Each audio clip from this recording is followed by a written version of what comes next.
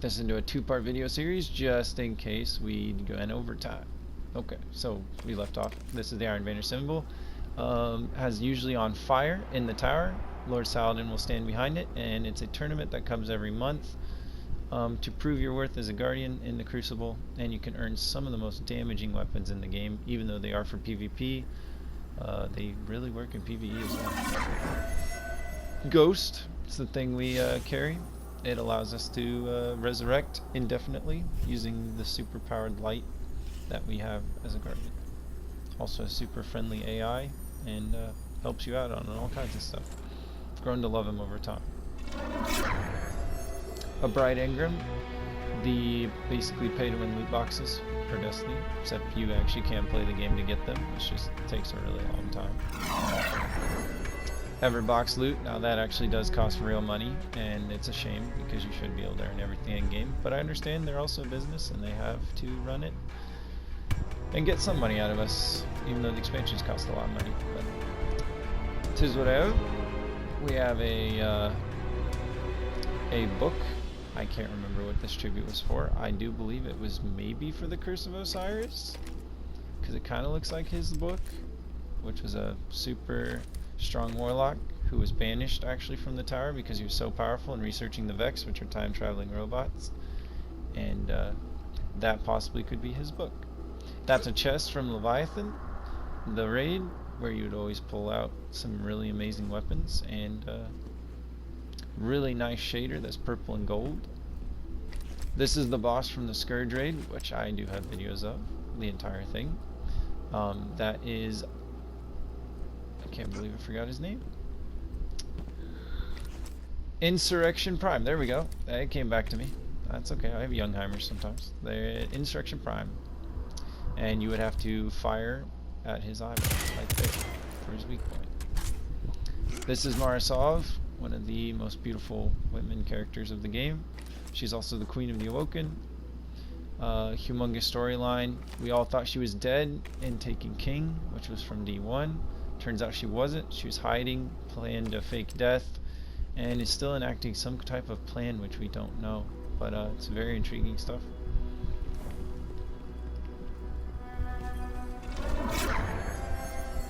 Let's see what kind of tributes we have over here. This is the prism weapon from Leviathan, where you would have to, in a certain part, stand on a beam of light, and then you're able to fire at a crystal. And then you would hit a flower to give buff to your teammates, so you can kill dogs that look just like that, actually, that were super powered, but when you had all the spores stacked on your teammates, you could do damage to them. Otherwise, they would howl and kill you, literally with just their howling. It's pretty, very, very interesting boss.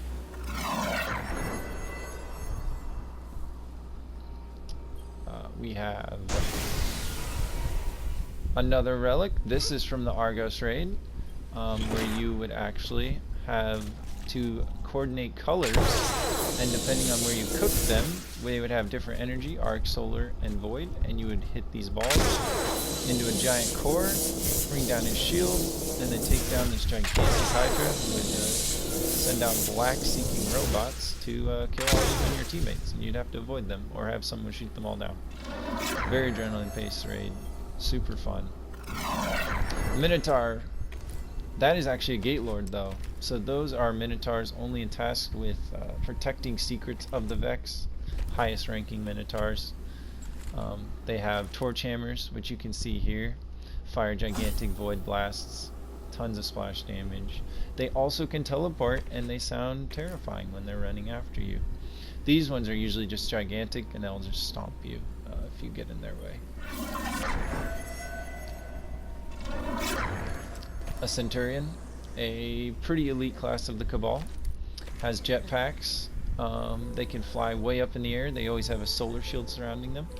That is known as Skyburner's Oath, which was an exotic that actually dropped in D2. We actually got to achieve the weapon they have, which is a slug throwing fire blaster that actually tracks in midair even.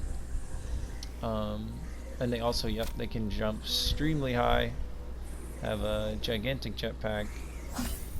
They do not have heat tracking missiles. They also have a weak point in their back. You can aim at their jetpack or their head, of course.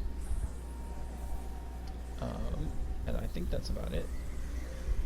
They also have a gigantic sword that comes out of their arm as well. When they're damaged heavily, they will come running at you with that sword that actually extends out right there. Which is very neat. This is like literally the coolest thing ever. This museum. That's a phalanx, or a phalanx, however you want to pronounce that, for Greek mythology. Still even have the helmets, just like Greeks would. Like the Mohawk helmet, love it.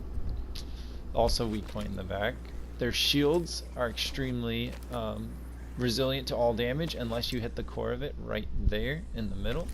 And then it will shut down the shield, otherwise they'll place it on the ground. It'll literally extend about like 5 feet across, and it's solid orange. Very neat. Hobgoblins, secondary elite soldiers of the Vex. Vex are by far my favorite alien race, time-traveling robots. Who wouldn't love that? Have amazing face plates. When you destroy their head, they're not dead. Their actual weak point is their body, which is a core organic material in the middle. They also have these things called line rifles, which are extremely damaging, as you see the red energy flowing through it right here. They can hit you from anywhere on the map, basically, and if they're very high ranking, like a yellow bar like this one, you can probably two-shot you. They also have these extremely awesome 3 tails. Even though they're robots, they have tails, but it's awesome, because tails are awesome. Wish I had a tail, but don't. But that's alright. And then they also have really cool noises as well.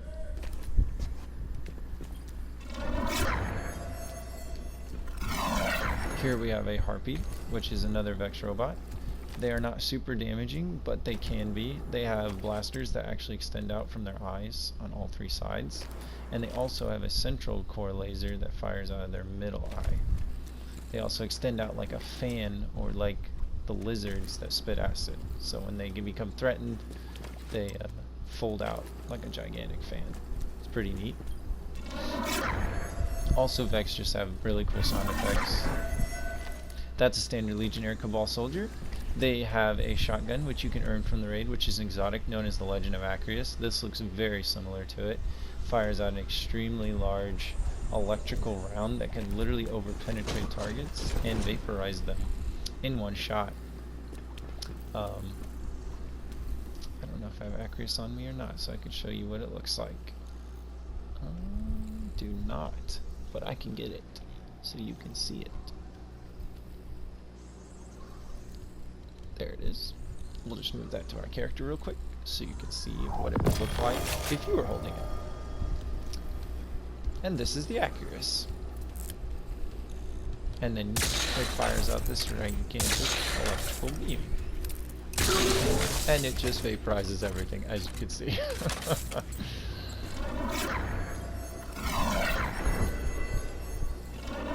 Here are the foot soldiers of the Cabal, known as war beasts. They're like gigantic dogs.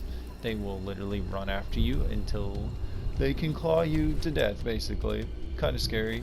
Especially when, because it's not scary when there's one, because they're very weak, but when you have like 30 of them running after you, you'll understand why. Pretty terrifying, actually. And this is a goblin, the very basic soldier of the Vex, but still very cool. They have awesome designs, fan heads. They have what's called a slap rifle, which we've never gotten in Destiny yet. We've never gotten their exotic basic weapon. Also, weak point is in the body, where that glowing white core is.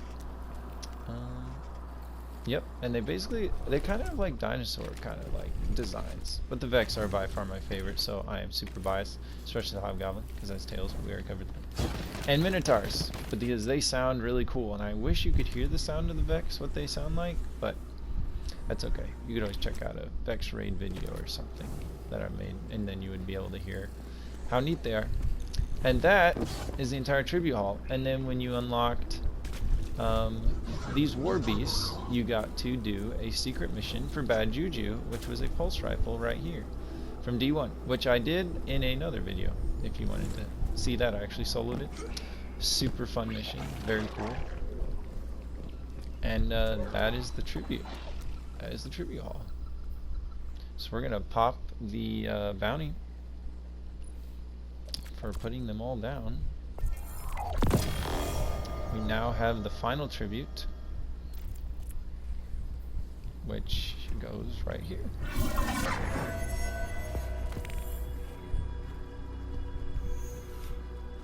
And I don't think it did anything.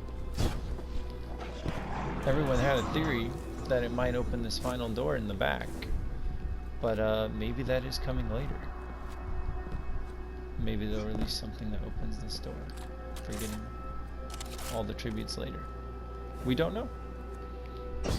But that's the really cool tribute hall that they came out with, and if you did everything in the game, that is what you get. It's basically a living museum of all the aliens in the game and stuff like that. And this is the man of the hour, Mr. Callus, who is also a raid boss who tested us, and he thinks that we're going to help him save the universe, but he's also afraid of the darkness that's coming. So, and that's it. Until the next expansion of Shadowkeep and Solstice of Heroes comes out next week. That's it. Oh yeah, and then we'll show you the emote that you get for doing all of this, which we will apply that right now so we can see what that looks like.